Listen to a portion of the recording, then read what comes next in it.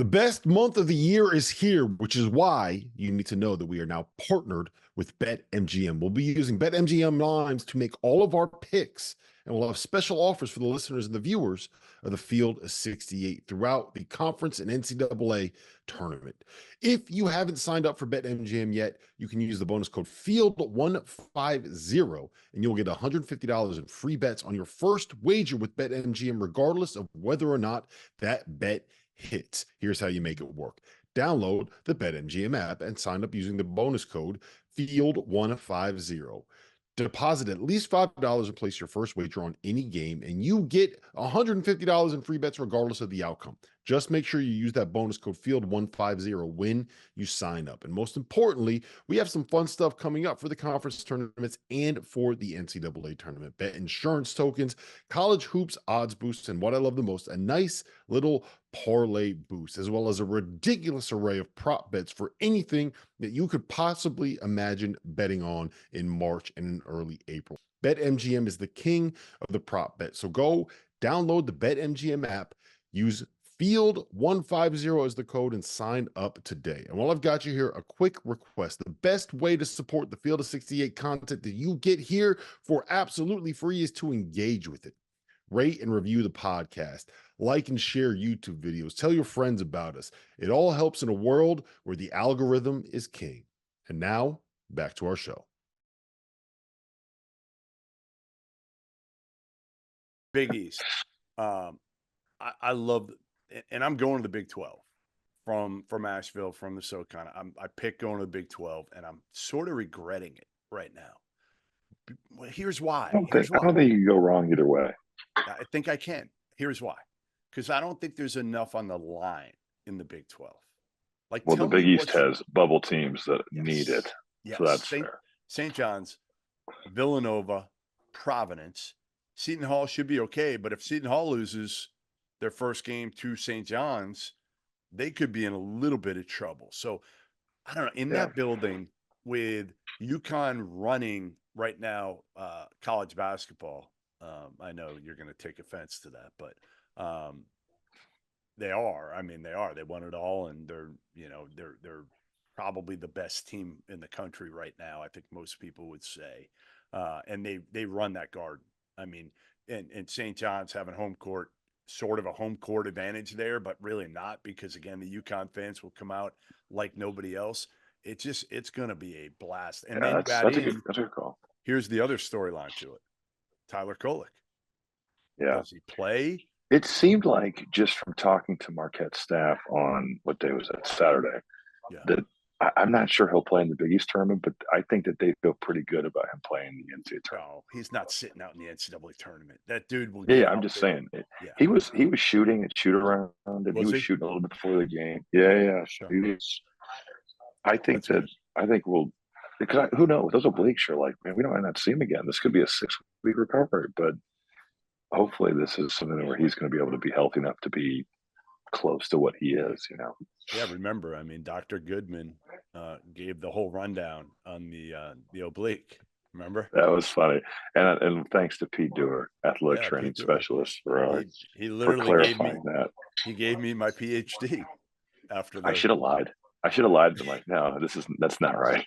I can't believe you were honest. Shocking. I know. Well, I'm always honest with that. You are not always honest. Yeah, I am. All right. So Big East #1 for the bubble team storylines, which they're multiple. Still, I don't think UConn's got anything to prove, but Creighton probably does still. Like, what if Creighton wins the Big East tournament? You're talking about they've already got really good momentum. They're peaking at the right time. That would probably give them wins over Marquette and UConn. Right. Could they get to like a 3? If they do that, could they get to a 3 seed? I think they're already at a 3, Rob. I think they're already. Oh, maybe a 2 then. Yes. All right. I was thinking they were a 4. I think they could get in there if they won the Big East tournament. Yeah, with beating, having to beat UConn. I think. Yeah, that was an unbelievably tough shot that Trey Alexander hit to win that game against Villanova. It was like a one-footed going the other way fadeaway jumper, but his pull-up as good as just about anybody. His I put him and Braden Smith are just mid-range killers, man. Yeah. They're like the DeMar DeRozans of college. It's a good shot for those guys. Hey, speaking of, I don't mean to get off topic, but Braden Smith went down with the ankle injury today. I didn't really watch much of that game. Well, Zach Edey sprained his ankle too. They both sprained their ankles. Tell me what happened, and are they okay? I think they played the rest of the game, but yeah, Edey stepped on somebody's foot and turned his ankle pretty good. And it was weird calling the game because I'm like, Jesus, this program is cursed. Never rolling. We just have something terrible. And then Braden Smith shot a pull up and he came down and he landed on John Gaffney's foot and rolled his ankle. It's it's on Gaffney's foot. Yeah. Yeah, it was on John Gaffney's foot. And it's not his fault. I mean, he's staying on the bounce, it's not like it's nothing, it's nobody's fault. It's just an accident, right? No, I think we should blame if Purdue does not win it all, we should blame John Gaffney for this now. I don't think so. No. But it was definitely, you could feel, and I think Purdue's fan base has this built-in feeling that something terrible is going to happen from them, and rightfully so. It always has, right? So I mean, honestly, it's your fault that they feel this way. I mean, I feel sort of part of that blame. I think Glenn Robinson hurt his back before the Duke game in 1994 too. It's I don't know, but yeah, I think they're okay. They played the rest of the game, but definitely a scare for that crowd. Is there anything in the Big Ten, realistically, what's the biggest storyline that you're looking forward to in the Big Ten tournament? Michigan State after losing today to Indiana. I mean, yeah. I mean, they've lost 4 or 5, but they're still in. They're going to be in. But they could be in Iowa, the first 4. I guess if Iowa had won today, I feel like they'd feel really good. But they lost just now to Illinois. You know what the storyline could be, Rob? I mean, Rob, you know what the best storyline? The best storyline is going to be somebody is going to be for sure in the semis, whether it's Ohio State, Indiana, Iowa, somebody like Ohio. That. You know what? I think Ohio State and Iowa have a lot to play for still. Yeah, they could. Now they're going to have to beat some good people. I think Ohio State just needs wins, and if Iowa could get another couple quad ones, then you could talk about the Big Ten pushing that out from everyone's thought 6 teams are going to be in to maybe you have 7 or 8. Those two could still make a run. Yeah, I mean, to me, again, there's not a lot there because I think everybody other than Iowa's the one team. But again, I think Ohio State could go to the semis. Dude, Ohio State's record is pretty wild. Yeah, listen to this.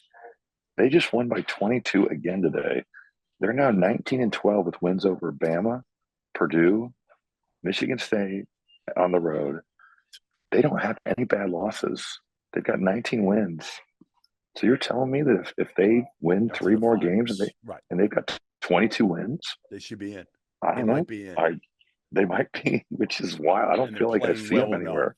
They're playing well enough in that league that they could do it again. You're not, somebody's going to get to the finals that we didn't expect there. Yeah, yeah, yep. Now, can anybody beat Purdue, Rob? Do you see Purdue at all? Just kind of. I don't know if they feel like. I think that they would be okay. I don't think that they'd be upset if they won a game and then lost in the semis. I agree. As long as they're healthy, I think that they're just let's just rest. And I'm not saying they're going to throw games. I mean, they're going to try to win, but the whole argument of rest versus how tired are you when you're the last team to play on that Sunday. And I know that the Big Ten has done all these studies on the correlation between how you play if you make the final and you play in the tournament, and they claim there is no correlation, but the coaches don't feel that way.